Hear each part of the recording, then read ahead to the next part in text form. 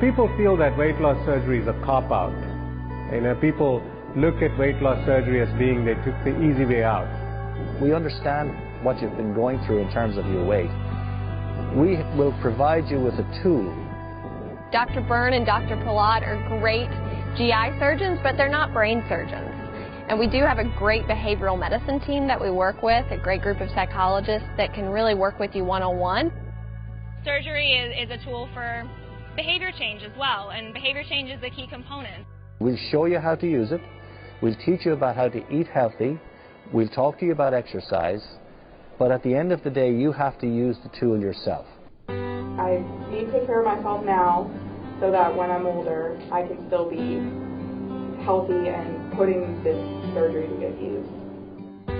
One of the things that makes bariatric surgery different from other medical conditions or procedures is that it really is a program. From the nurses in the operating room to the surgeons to the psychologists and the dietitians and all the people that you may not even ever see on your journey, know that they're all working behind the scenes to make sure that you have a good outcome. If you could advise yourself, what would you have told yourself? Listen to your doctors. Everything they tell you is true.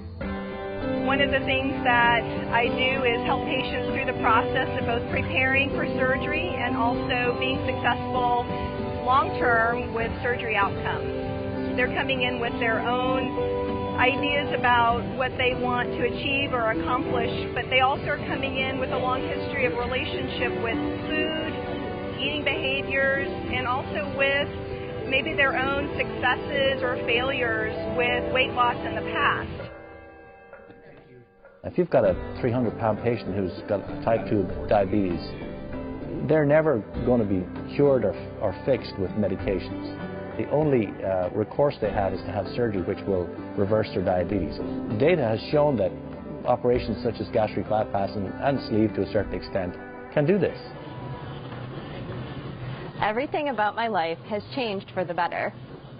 What people see as weight as an absolute number, which is absolutely the wrong way of looking at bariatric surgery. But if it is cure of their diabetes, making their life better, cure of their hypertension, cure of their hyperlipidemia, making them more active, making them more socially productive, I would consider that successful. Our MUSC weight loss surgery program has been around since the early 90s, helping people lose weight and keeping it off. We have a highly innovative and involved team of interdisciplinary experts. Our facilities are state-of-the-art, and the family feel that you get here really helps support patients who have surgery, not just in the beginning, but for the lifelong journey that is losing and keeping weight off. The MUSC Bariatric Surgery Program is a very deep team. We are a nationally accredited, MBSA-equipped accredited program, both for adult and adolescent bariatric surgery. We have behavioral psychologists, we have registered dietitians. There are a number of personnel that help each individual patient in a very individualized manner achieve their weight loss goals. It's not just the surgeons, but the entire team behind them. The OR staff, our support staff, our dietitians, our coordinators, our nursing staff on the floor, the other doctors who work at MUSC, all of them are familiar with this population, and we've gone through all our learning curve many, many years ago. And what you get in MUSC is a well-oiled machine that knows how to treat obesity and do bariatric surgery. The great thing about working as a team is that we all have a different lens that we're looking through when we are evaluating patients and really helping them prepare for successful surgery. We have a tremendous amount of experience. We have a state-of-the-art facility that was custom designed with bariatric patients in mind. We are accredited to perform weight loss surgery in adolescents. For all those reasons, we think that MUSC is a state-of-the-art facility with state-of-the-art people here.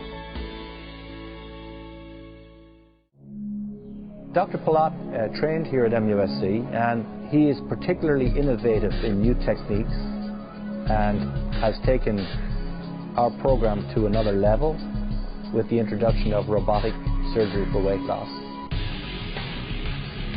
Robotics is an important and integral part of laparoscopic surgery. It's a part of evolution of laparoscopic or the minimally invasive surgery, especially in doing some of the more technically challenging work in revisional bariatric surgery, as well as doing the duodenal switch.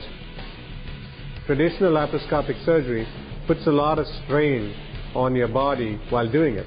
The ability of the robot is you have a seated console, which then allows you to really work in a much more rested and better posture. It takes away some of the human fallibilities in minimally invasive surgery. The risks of the surgery or the risks of any operation, the patients have to undergo an anesthetic for a start, and we're pretty careful to make sure that patients have a cardiac or pulmonary evaluation prior to surgery so that any issues there can be addressed if necessary.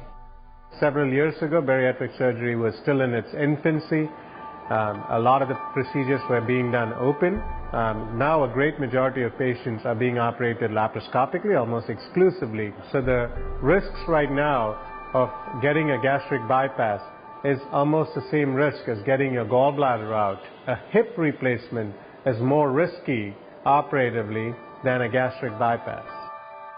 Specific to weight loss surgery, the risks in the post-operative period are a risk of a leak from the any of the staple lines that we've created. Luckily enough, the leak rate is very low for the weight loss procedures. For sleeve and bypass, it's less than 1% now. Patients get blood thinners around the time of their surgery until they go home. So we take all sorts of precautions to prevent what we call DVT pulmonary embolus, or blood clot that can travel from the legs to the lungs. The incidence of that actually has decreased over the years because our mechanisms for preventing it have gotten better. Other complications, of course, can be bleeding because we put everybody on blood thinners and we've stapled the intestine and they can be bleeding, but generally it's not a problem and the incidence of it is quite low. With the gastric bypass, bowel obstruction in the future is always a potential issue because we've operated on the small intestine, so that can occur. Again, the incidence is low, and we warn patients about what signs to look for bowel obstruction and tell them that you really need to go to a hospital if you have these symptoms. The other complications such as ulcer formation after bypass, stomal stenosis where the hookup between the small intestine and the pouch gets too tight, they occur from time to time, but we take care of them simply by endoscopy and medications and so on and so forth. The complication rates overall are remarkably low and have been dramatically lowered over the course of the last 20 years. The benefits, however, are tremendous. So if a patient loses 70% of their excess weight and they're a previous diabetic and have sleep apnea and hypertension and it's all gone within six months to a year, that's a tremendous benefit for their health. For this patient population, the benefits far outweigh the risks these days. Now I'm living my life to the fullest. With weight loss surgery, what we give these patients is the ability to fight their body's metabolism. Because people are caught in this vicious cycle of their metabolism slowing down, their food choices catching up. And what obesity surgery does is give them a level playing field where then they can adopt a healthy lifestyle and then have a new chance at a normal life. It works in a couple of different ways, and each of the procedures works slightly differently. There are restrictive procedures only, such as the sleeve gastrectomy, and then malabsorption and restrictive procedures, such as the gastric bypass and the duodenal switch. The sleeve gastrectomy is purely a restrictive procedure. The surgery itself works by reducing the size of the stomach and leaving a long cylindrical sleeve of stomach tissue so that food enters the sleeve and percolates its way down slowly and makes the patient feel full for a long period of time. The part of the stomach that is taken out is the part of the stomach that contains the hunger hormone ghrelin. So that area is gone, so patients don't feel hungry. So it's a combination of not feeling hungry and a smaller capacity in order to reduce portion sizes. With the gastric bypass, similar thing. We make a small pouch from the top part of the stomach. We divide the stomach into two parts, and we reroute the small intestine to bring it up to the pouch. The lower part of the stomach doesn't get food anymore, and there's a bypass of the upper small intestine, which gives a malabsorption situation. This is what is so effective, we think, in the treatment of patients with diabetes. This part of the upper small intestine that no longer receives food in some way makes patients more insulin sensitive and helps with their diabetes. The duodenal switch is a combination of a sleeve gastrectomy, which is the first part of the operation, and then a bypass of most of the small intestine, leaving a very short segment of small intestine for absorption of food. We also have recently launched a balloon program, which will complement our surgical weight loss program. Obesity is a chronic disease, and what we're trying to do is to treat a chronic disease. For example, we know there's almost linear correlation between coronary artery disease, which is heart disease, or high blood pressure, or diabetes mellitus, and weight. So as the weight increases, we know that these disorders increase too. So that's problems associated with obesity. I can walk with my granddaughter now. So the guidelines for weight loss surgery from the National Institutes of Health are that if a patient has a body mass index of 40 or greater, then they're a candidate. If a patient has a body mass index of 35 or greater with comorbidities, then they're a candidate. The problem with that is that there are patients below those thresholds who have metabolic syndrome, such as hypertension, high cholesterol, diabetes, and so on, who would benefit tremendously from what we call weight loss surgery, but we really should call metabolic surgery, because our efforts here are to change the patient's metabolism. People used to think that gastric bypass was just a restrictive operation or malabsorptive operation, and talked in those terms for many, many years. Now we know we alter the entire microbiome of our body by doing bariatric surgery, as well as changing the entire hormonal profile. So by bypassing the first portion, by food not being in contact with the first portion of your intestine, you get a set of hormones which are secreted, which are called incretins. And these hormones, which include GLP-1 and other such hormones, cause or reverse a lot of the metabolic disorders that obesity causes. So we want to go away from the phrase weight loss surgery. We're more inclined to want to use the word metabolic surgery, because after all, we're altering the patient's metabolism for the good. Weight loss is a benefit of that. Many of the patients that we get who come to us in the clinic say, look, I've lost 100 pounds 3 times in my life, but I've put it all back on again. And that's the history of medical weight loss and diets. For most people, it's a yo-yo situation. They will lose weight, put it back on again. The natural history for people who are morbidly obese is not good. It's because people go back to their old habits. Somebody who is a morbidly obese teen, maybe we have an 18-year-old who's 300 pounds, by the time they get to their 30s, they're going to be way heavier than that. So now you're looking at multiple medical problems, immobility. We have an adolescent program here, which is accredited by the American College of Surgeons. There are many of them around the nation. And we offer weight loss surgery procedures to adolescents here. We understand that the adolescents also require different support during surgery. They may have other behavioral or emotional needs that an adult patient would not otherwise have. And we are fully capable of providing that service for this special group of patients. Adolescence is a really unique period. We have not only are the physical changes that go along with becoming an adult and an emerging adult, but also a lot of social and developmental changes that are occurring. And so I think some of the special issues that are particularly relevant for our adolescent patients are really attending to their own experience with their developing body image. And certainly body image is something we deal with developing throughout our lives, but really becomes really salient in adolescence, along with a lot of the peer issues that emerge during that time frame.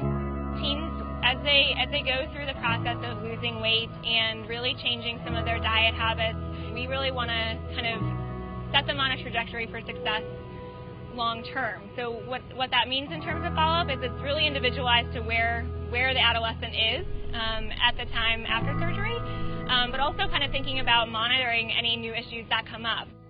Taking vitamins after surgery is one of the really challenging things for our adolescents.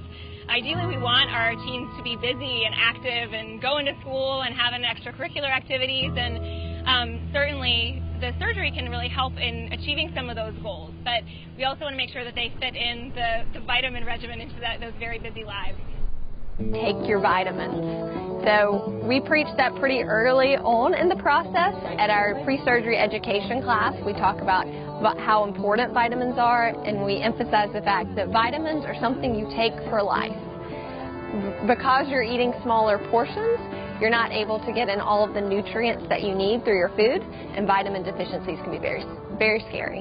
In addition to protein, meal planning is definitely one of the most important habits to teach someone as they prepare for surgery, so they're not dependent on food from outside the home, whether it be fast food or takeout, or restaurant food, or even vending machine food. We want to help to equip them with high quality food so that they have good nutrition long term. In addition to meal planning, when you're actually eating those meals, another good strategy is to practice slowing down while you're eating. It helps your body to actually recognize fullness. And for a patient after bariatric surgery, it can help to prevent the feeling of feeling uncomfortable or overly stuffed after a small meal. Sometimes that one bite too many is really too much and can lead to a lot of abdominal pain and discomfort after surgery. A lot of our patients do come in with a basic knowledge of what healthy eating entails, but it's really helping them to find that motivation to continue with these changes long term so that they can have that second chance at life. By focusing more on behaviors as opposed to weight, you tend to have more long-term success because those behaviors are what's going to help you to maintain a healthy weight. Dr. Burns and the MUSC team have given me a longer life. Sometimes as a dietitian, we can provide education, but sometimes we need to step back and address that psychological component first. That emotional eating is a big part of this. Some patients will feel like the psychosocial evaluation is a gate. They have to check the box or they have to pass in order to be able to go forward with surgery. That's not our intent. We really, like I said, want to engage patients, help them feel comfortable, and help them to recognize us as a valuable part of their team. Really, we like to think about weight loss surgery as a lifestyle surgery because it does involve a lot of changes. We like to help patients really pick the strategies that have the strongest evidence and strongest support for success. I do think that patients, when they are seeking weight loss surgery, they do have a lot of hopes and dreams, things that they're hoping to be able to get back to, or maybe things that they haven't tried before that they see other people doing that they would like to be able to participate in. And so there are these what we kind of call non-scale motivators that are extremely important, and we want to make sure that patients keep their sight on those things and that they're moving towards those things as a part of their weight loss journey. I've run 5 half marathons.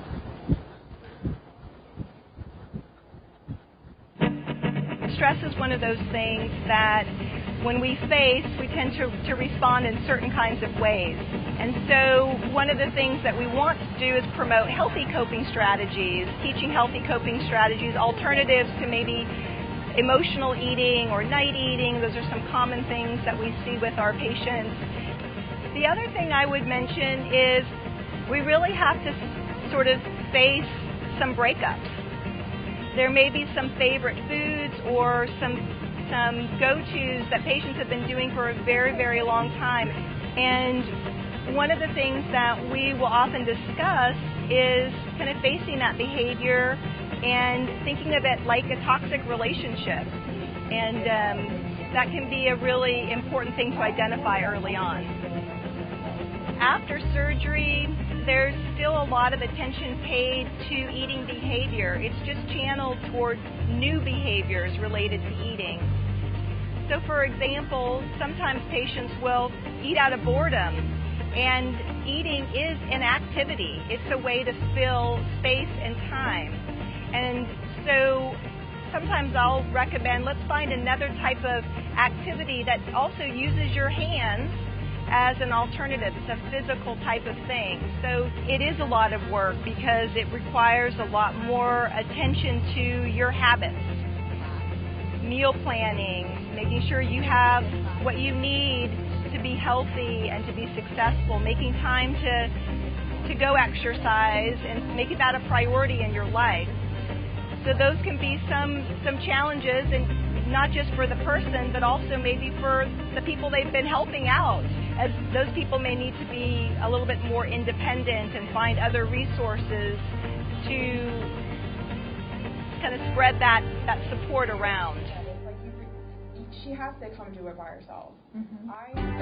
At MUSC, we have a pretty all-inclusive approach to who our patient base is, and our support group and our education classes are open to any patient who's interested in surgery, thinking about it, or who's had surgery with us or elsewhere. And the format of our support group is really an open format. We alternate sometimes having a guest lecture versus a facilitated discussion. But it's a very open and welcoming group, and we don't close it to people who just had their surgery here.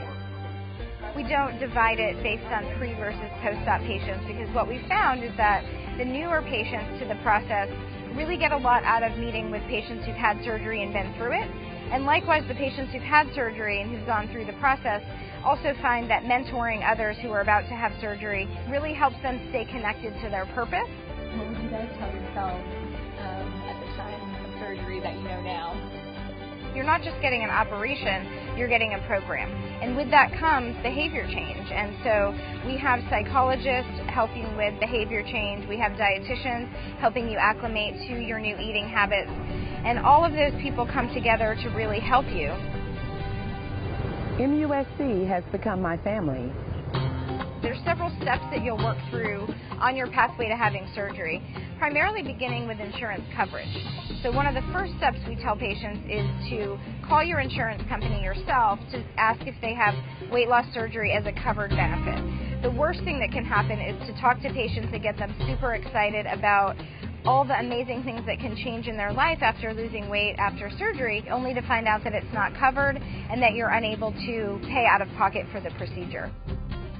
Most insurance companies these days require something called a medically supervised weight loss attempt, where a physician or provider is overseeing either monthly visits with themselves, someone in their office, a registered dietitian, where they meet with you once a month, every single month, and every calendar month in a row, no breaks, and about 30 days apart, to help you talk through eating habits, weight loss attempt, and other things you might be doing to try to manage your weight.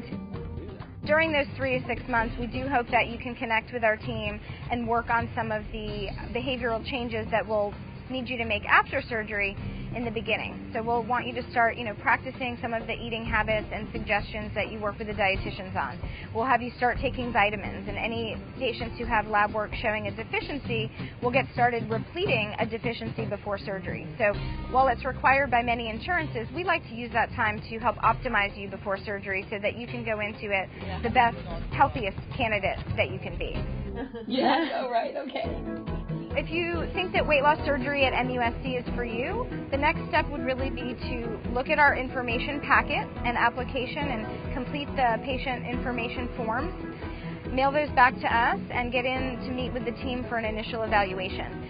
The initial evaluation is a team approach, so you'll meet with your surgeon, talk about the potential surgery options for you based on your health conditions, your expectations, and other factors that go into that decision about surgery. You'll also talk through expectations for the post-op course. You'll talk with the dietitian about your current eating habits, your own goals and things you'd like to work on as you prepare for surgery, psychology appointment, nutrition appointment, the preoperative class, and then get started on the process of having your lab work checked and repletion of any deficiencies, and also starting on vitamins prior to surgery.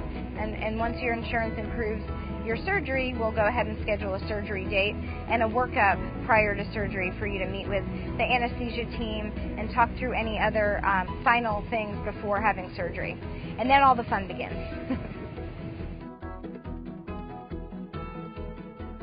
We know that our patients have gone through many attempts at weight loss in the past, and we really do hope this time will be different.